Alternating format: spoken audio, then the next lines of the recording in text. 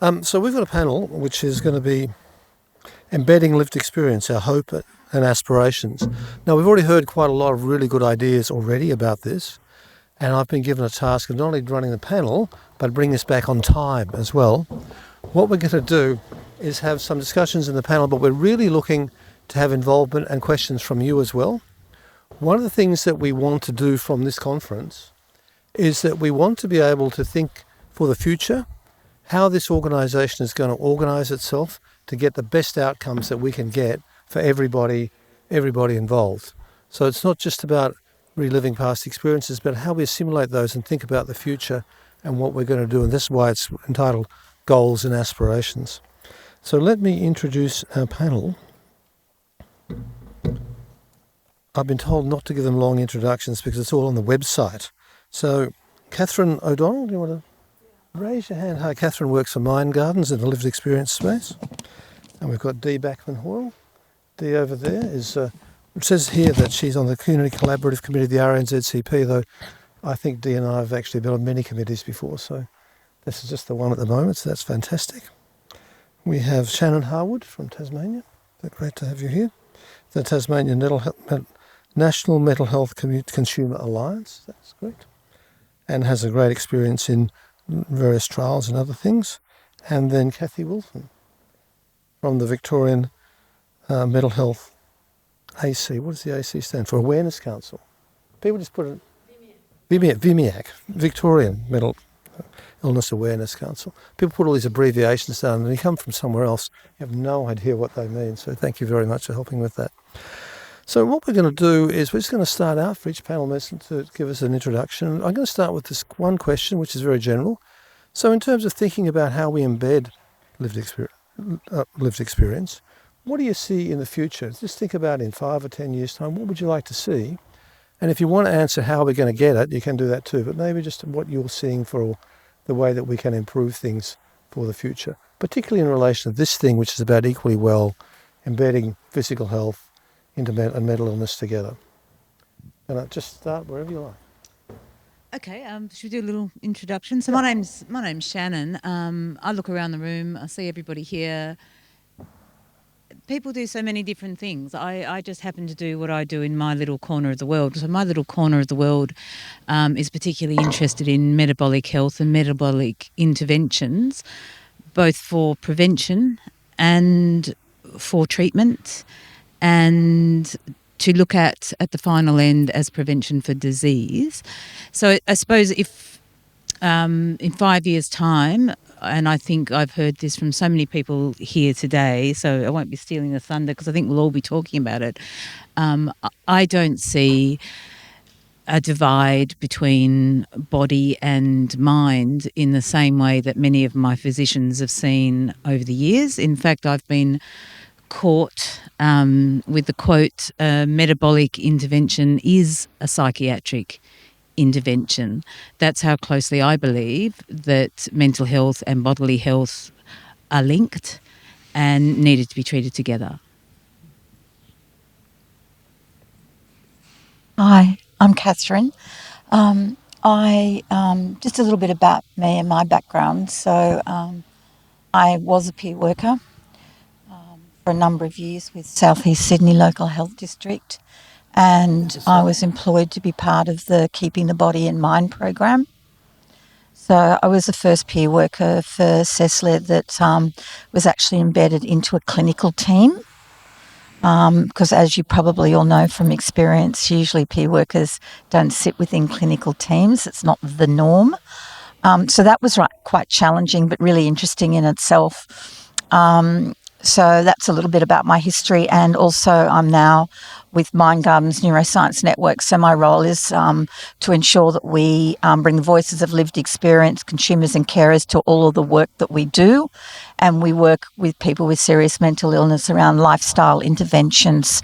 So physical health is a real passion for me, and like what Shannon said, it's not just about your mental health, but it's also about the physical health as well. But the other part and the other flip side for me about my passion as well is bringing that professionalism and lived experience leadership to the peer workforce. So I'd like to, hear from the rest of the audience about, professional pathways, etc., and different ways that we can do things with the peer workforce.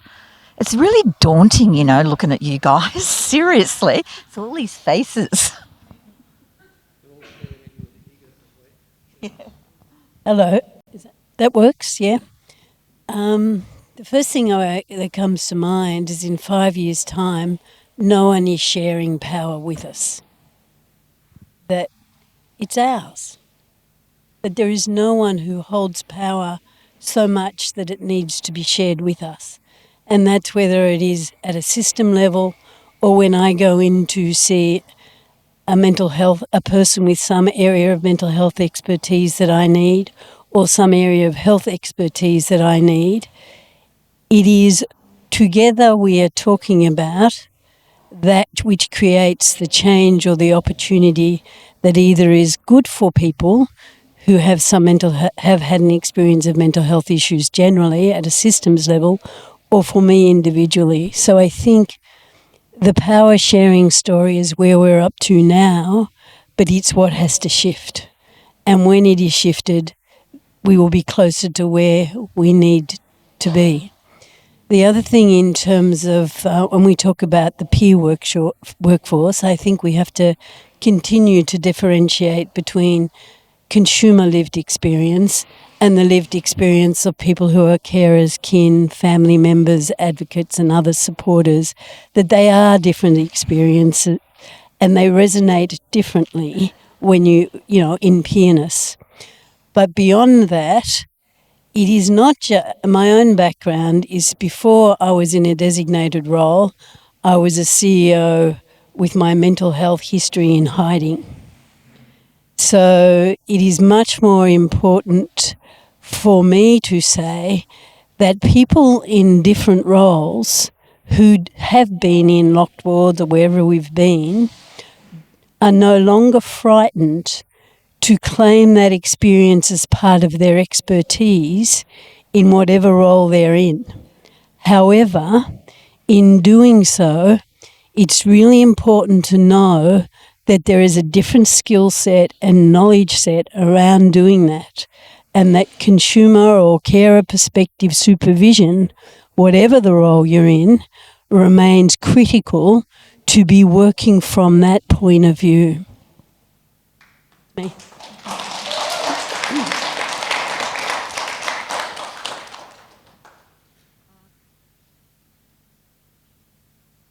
Hi everyone, I'm Dee. That's awesome. Thank you. Yeah, I'm just taking that in. I guess one of the things that I was curious about, and one of the things I was very frustrated about, was I often sat outside of spaces throwing stones at the spaces and being angry, and not realising that you had to actually get inside the tent and be able to sit in conversation with people to actually be able to influence and persuade. And just want to clarify that's the co-chair of the Community Collaboration Committee. And one of my nemesis way back were psychiatrists.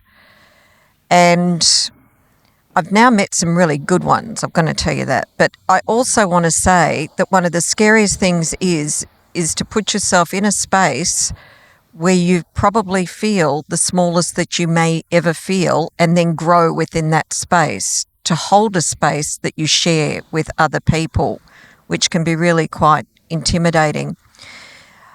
I really echo a lot of what's already been said there as well. I guess for me, an aspiration is really trying to genuinely infiltrate in a very mindful way the hearts and the minds of the people who make decisions on behalf of other people. And I think one of the things that we have got to get better at often as a collective group of advocates, and I refer to myself as an advocate, my sweet spot for me is strategic influencing and persuading. I want to sit at boards, I want to sit in advisory groups, I want to be in committees where people have got a checkbook, where people can make a difference. Because I think a lot of the time we spend a lot of time talking amongst ourselves, and we've got to be in places of power. So not only being scared of power, get into the power of those spaces as well. Being taken seriously is hard, and it takes a long time because there's a lot of tokenism sometimes along the way. But when you get there and it feels good being respected as a peer in that space, it can be very, very powerful. That's why. Hello, yeah, right. That's why I think these types of forums are really good for us, because I think I was saying to Chrissy when we were outside before, being an advocate and kicking those doors down and getting inside there and having those hard conversations is really draining. It's really tiring and it's really emotionally frustrating. You know, when you say throwing this, you feel like you were throwing stones. Yeah, you can't take a piece of 4x2 and hit them around the head. You'd love to, but you can't do that. So having this opportunity to be here for the next couple of days is amazing, because I'm here with people that are like-minded, who we're all striving to do the same thing, and we've all got so much passion. So, yeah, I really welcome all the conversations we're having, and we need to, get inside the tent. Yeah, can I add to that and say I think there are probably people in this room at the moment who are hands-on working with people who turn up to mental health services, hands-on doing what's traditional peer work, and there are other people here who are advocating. I think we need to do both. I think we need to be in that tent. We need to very much respect the people who don't want to be in that tent, who just want to be doing a hands-on role, and they'll be modelling, recovery, if you like that term, or doing that sort of peer work. But I think we absolutely need to be inside that tent and not throwing stones. There needs to be a creative way of making change. The reason I'm so keen to be outside of that tent as well is things seem to be changing incredibly slowly within the tent. So when I was talking to people today, and we're looking at one of the things that Equally Well Road opens up for us is alternate provisions of services. I'd like to see lived experience opening health services. Someone mentioned it today, and they said they had to have, I can't remember who it was, haven't got the name. They said they had to have one clinician at the safe haven, and the rest was lived experience. And I think, those sorts of alternate service providers, where lived experience becomes service providers, not just people working within service. Yeah. I just want to share an example of something that occurred last week. It was the College of Psychiatry conference last week. For the very first time at that college conference, there was not one pharmaceutical company in the exhibitor hall.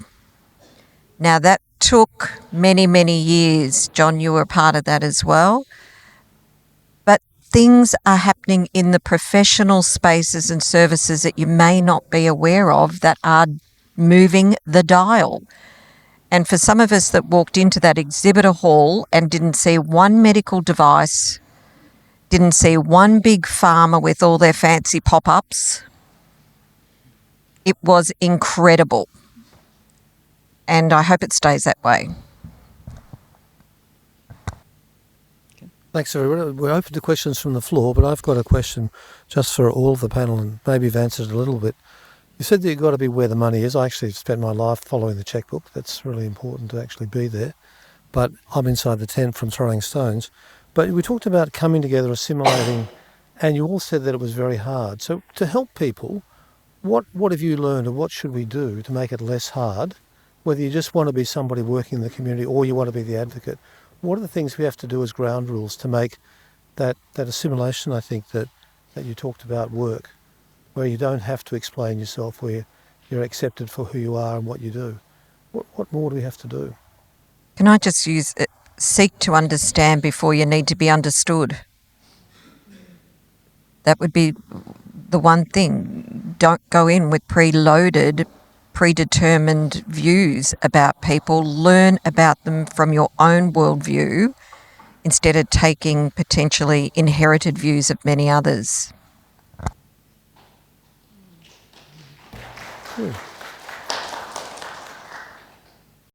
I think it's not easy to be in the tent. I think you can't underestimate, still at this point in time, that it is quite heavy lifting. And that for those of us who have experienced stigma of different types, and sometimes the shame, the deep shame that goes with that, the quest for legitimacy is a really tough one. And being in the tent raises that conversation within yourself or within myself a lot of the time. So, yes to being in the tent, yes to being out of the tent, yes to being under the tent, yes to being above the tent. But when you are in the tent, know that it is not easy work, that it is weightlifter work, and know that it is legitimate and important to get to have your own pipeline of support in that role, and to know that its impact can sometimes be subtle without you even knowing it, because we often are used to being in situations where we don't have legitimacy. So to be striving for it in a place with sometimes the people who have not given us legitimacy, it can have ripple effects within one, in one's nervous system, in one's own thinking. So it's really important to make sure that there's sort of some intentional debriefing and thinking about it. And when we talk about curiosity, yes, it's curiosity about what's happening with and for other people, but it's also curiosity about what's happening for ourselves in this space, because for many of it, it's still new to be in the space and going in there with a sense of legitimacy rather than a sense of being helped, being grateful, being ashamed, being whatever the list is. So I think we have to be very thoughtful for ourselves about handling being in the tent. And I'd like to add to that one too. You know, what we bring to the tent is a bit of a room survey here, but what we bring to the tent is, I'm sure many people in this room have interacted with the medical model, whether that's a GP or psychiatrists. I'll open up to the room. How many people in this room overcoming a mental health issue have turned to other means that aren't through a medical model or a GP? How many people have done meditation? How many people have, I've exactly, and of those interventions that we've done that haven't been interventions that have been led by a physician or a psychologist or a GP, how many people have found them to be effective? Someone once said to me, if you don't, some people have the luxury of not looking after their physical health very well. If you have a mental health disorder, you don't have that luxury. If you have a mental health disorder, then looking after your physical health becomes more important. And I'm not talking about through medical interventions there. I'm talking about preventative or general health, the way we look after ourselves. So in that sense of bringing things from outside the tent, we bring our expert status with us to our physicians. Actually, doctor, I tried red light therapy and it worked for me. I know that's a little unusual. Or I tried green tea, or whatever it was that you tried. I tried hypnosis. I don't know what it is that we've all tried. But I know that people dealing with mental health conditions try many, many things that are not offered by the medical model that are very, very effective in helping them create good mental health for themselves. And we bring that expert knowledge with us. Thank you. Any questions from the floor? Down here. Sharon? On? Hi, I'd just like to make a comment. What you're all talking about is the respect for and legitimacy of different types of evidence, is my take on what you're saying. So when lived experience evidence is on the same par with medical evidence and RCT evidence, that's when I'll be happy. Yeah, and lived experience-led organisations who can apply for the funding, to do the research, to garner that evidence. Yeah. There's one over here.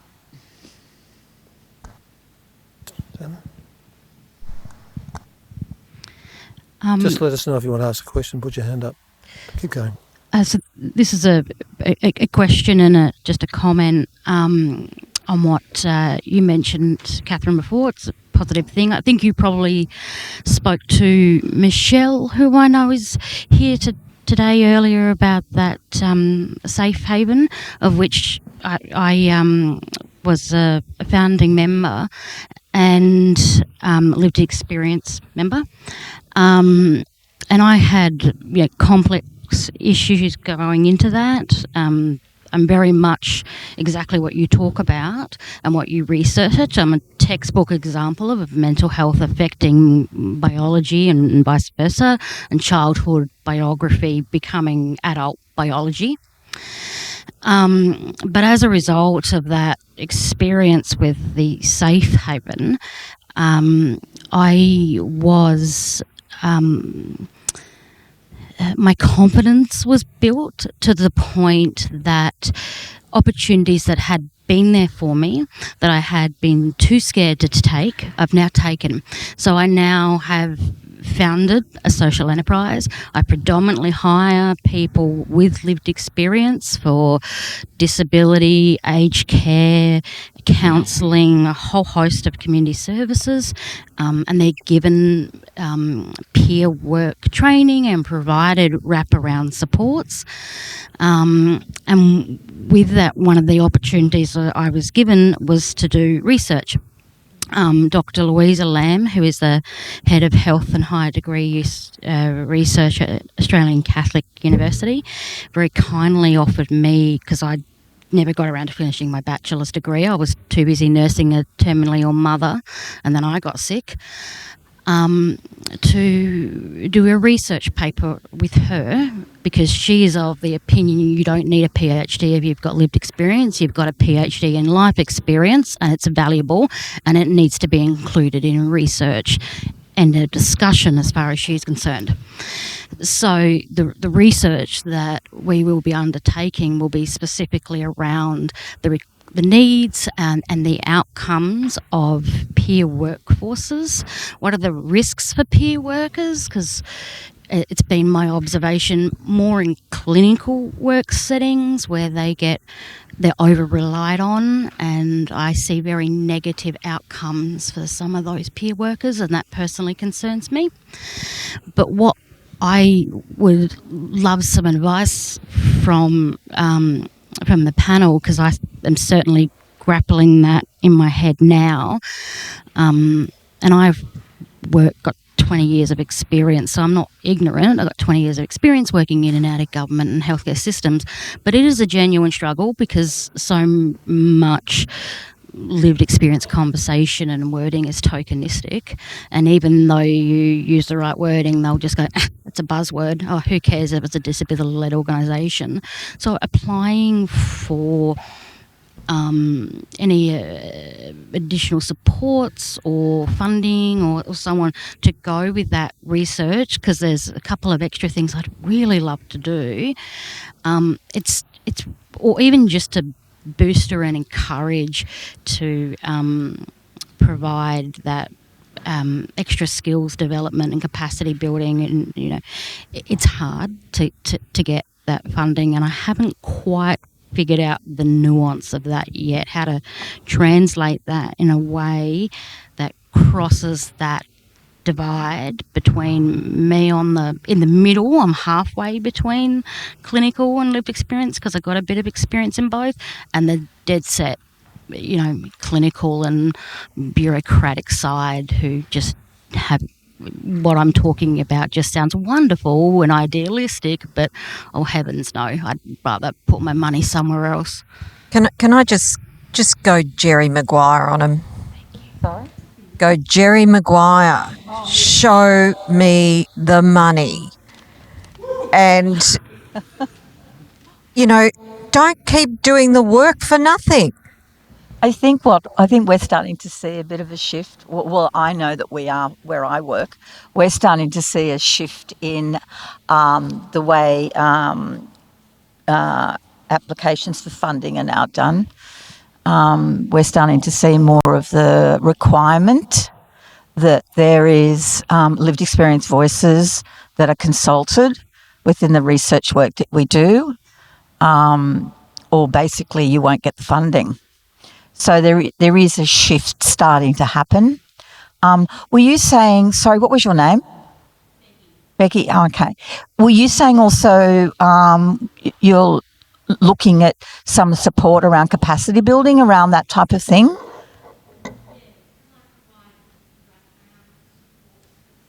Yeah.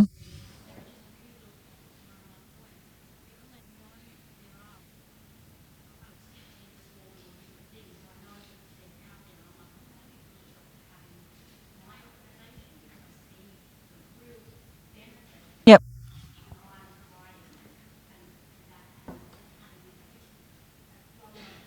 Yeah. Okay. Yep. Okay. So a bit of a plug here. Come and see me later. We do work with peer workers and researchers and clinicians to build capacity around engagement with consumers or carers, lived experience voices, and also on co-design practice as well. So yeah, so come and see us. We're very much and this is a really special thing to my heart. I advocated for Mind Gardens to offer a grant to the Southeast Sydney Local Health District peer workforce, and I can see a smile down there from somebody. And we did a course to build capacity around how to submit a grant application. Then we put the grant offering out, and the young lady who is a peer worker who won that grant, Ashley Allen, is our first perinatal peer support worker in the district, and she's doing an analysis on her role and the impact her role has had from a perinatal perspective, so that we can advocate for future funding through the health district and then to the Ministry of Health as well. So that's a really great example of peer-led research, but looking at her role and then us then, helping her to obviously for us to pitch for future funding, etc. So yeah, you're doing great work. Right. Yeah. Thank you. We've got time for one more question down the back. Lena from Queensland Alliance for Mental Health. My question is for the lady in the purple. I'm sorry, I've not caught your name next to D. I deeply resonated with your experience of hiding your lived experience, and we definitely need more lived experience in senior roles. Is there anything that you want to share that there'll be a lot of people who are already in leadership who have that experience of leadership and recovery, lived experience and recovery? Is there anything that you can share that helped you to come out, so to speak, or what you think might need to happen there? I got old. Didn't you get, Kathy, didn't you get to the point where you don't care anyway what they think? Well, there's that. But the other risk for people like me, and I don't presume you, is that in a management role, my lens was shaped by the management role as well as by shame and hiding. So in transitioning out into a more open position, I brought whatever skills I'd accumulated. And I said it before, it was really important to get educated about a rights-based approach.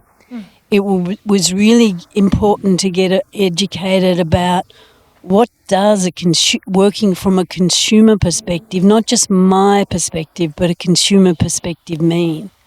So in transitioning out of hiding, know that there is a skill set and a support network that is part of it. So it's like if you wanted to add another discipline, you would do certain training in that discipline. There are important, I was lucky in where, that I fell upon people who knew this stuff, and I knew I didn't know it, so I could learn informally as well as formally. But really, I think as a system, when we're going to start encouraging people who are used to hiding behind or using professional masks as part of survival, that when we're asking them to drop them, we need also to say it's not another way of keeping power.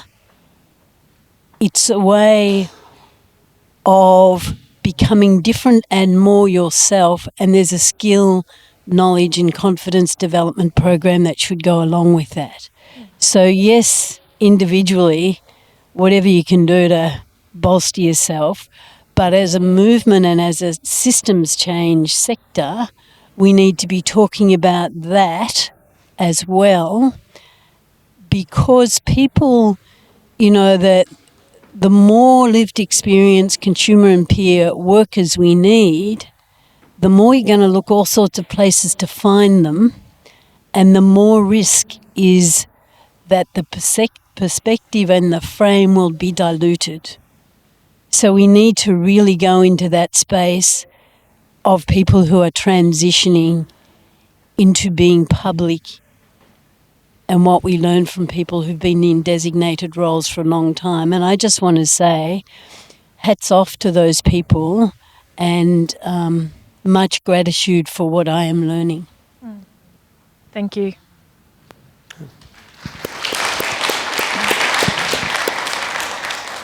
Thanks, Kathy. That's really good. One of the things that I don't know if any of you know Michelle Bamford at ANU. She's a lived experience researcher.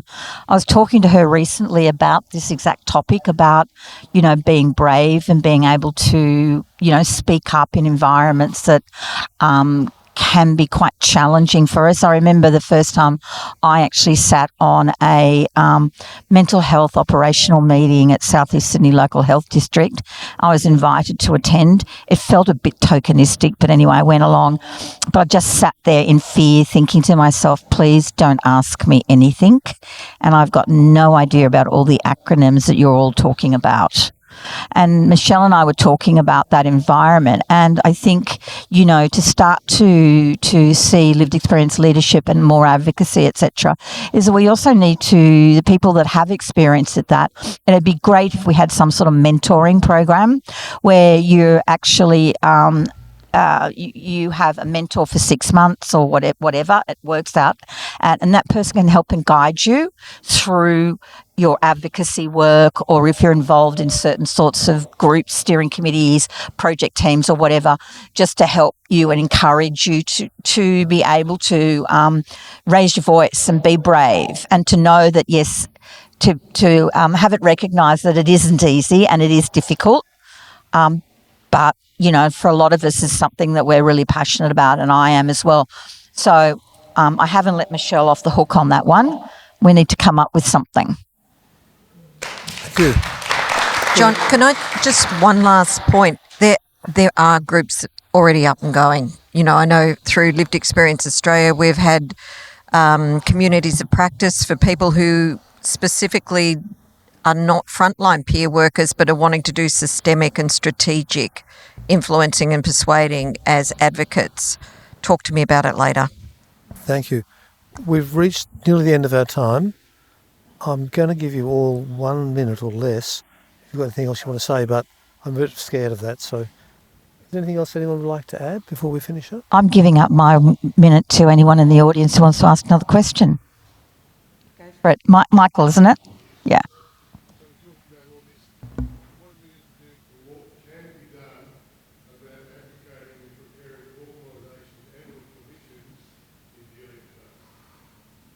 There's some fantastic That's tools around. Great question. Very loaded. Yeah. I would say it would be useful if people read the national guidelines and then implemented them. I really think it's not how do we do it, why do we do it, does it work? Just read it and implement it. Louise Burns spoke at Lived Experience Researchers spoke at a I think it was a National Association of Peer Support in America last year, and she made this comment, and she said this prevarication about doing this kind of thing. The reason for that, it's willful ignorance, or complete denial. This is not how do we do it, should we do it. We can do it. Every state can do it. Read the guidelines, implement the guidelines, and the job will be done. I think it has to be part of funders have a responsibility if they are going to fund to assure a workplace where different knowledge types can thrive together. And I think accreditation bodies have the same responsibility. Yeah. So I think people do what it takes when money and standards or accreditation come into play. So I think when we think about where we place our efforts, we need to think about placing some of them to create change in those places. And can I just value yourselves? If you are still sitting across from other people at the table that are getting paid very well to be sitting in the same space, in the same conversation as you, and you are either volunteering your time, that message is, I am not equal. There isn't equity and fairness. So if you would like us to bring our expertise to the table, show us the money. Thank you very much for that. I think that we've heard some real experts with incredible ability to inspire us, to talk to us about what the future is. So can you just please join with me and thank the panel once again. So thank you very much.